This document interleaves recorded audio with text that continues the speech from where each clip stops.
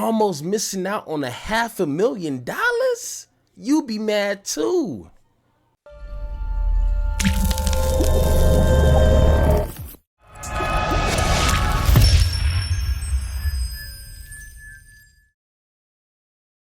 Hey, what's going on YouTube? It's your boy Superior, and thank you for watching Superior Thinking, where we're committed to an intellectual integrity and a moral honesty. And if you want to see more, don't forget to subscribe. I would definitely appreciate that. Now today, we're here to talk about a black couple in California, and yes, a black couple, that part is important.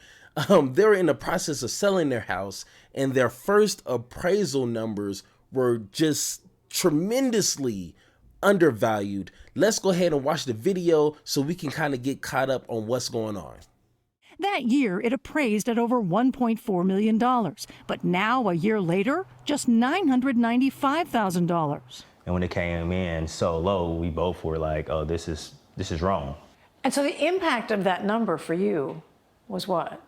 Significant. I mean, it's the financial impact, but it's the emotional impact. It's the feeling every day, like the tax of being African American in this country. Like, you don't know, it's a coin toss. You're not for sure what's going to happen. With Jan now playing homeowner, they cleared away their own photos and art.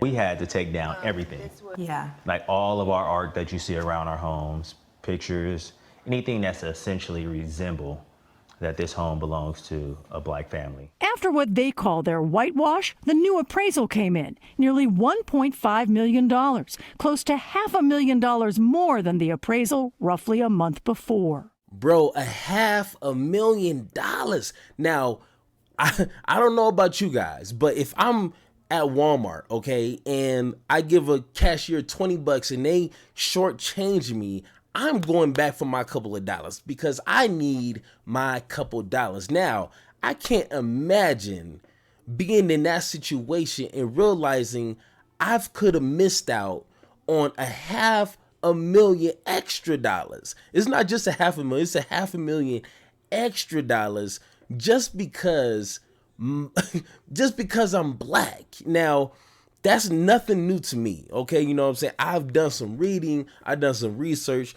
This is not a new thing, okay? There's a long history of situations like this and other situations that kind of do with redlining when it comes to financial situation when it comes to black and brown people. Now, of course, there are going to be some people who say, hey, the first appraisal, they have different criterias. They look at different things. Maybe she put in different information because she's looking for different things. Now, I understand that if you get one appraisal and get a second person to do an appraisal, it may be a difference. It may be $100, a couple $1,000, but $500,000 difference. And the only thing that changed was the owner of the house. To me, that seems a little weird. Now, I don't want to be the one to say, hey, that lady was racist, or hey, this. But come on, what else would you call it? And to me, this is just the tip of the iceberg, just surface level of systemic racism. Okay, now I'm not saying this is the grandiose best example of systemic racism, because like I said, it could be a different million things that could have went into this appraisal, and I can't really say it's $500,000 worth. But if black and brown people are not really conscious of what is going on around, especially when you're trying to buy a house or even sell a house or even insurance, car insurance, anything like that, where you're paying hundreds of dollars or you're supposed to be receiving a large amount of money. If you're not aware of what's happening, you could just get duped that easily. If this black couple would have been like, well, almost $1 million, that's pretty cool, right? Like, let's just take the money and just go. That's a lot of money. Let's just go with it.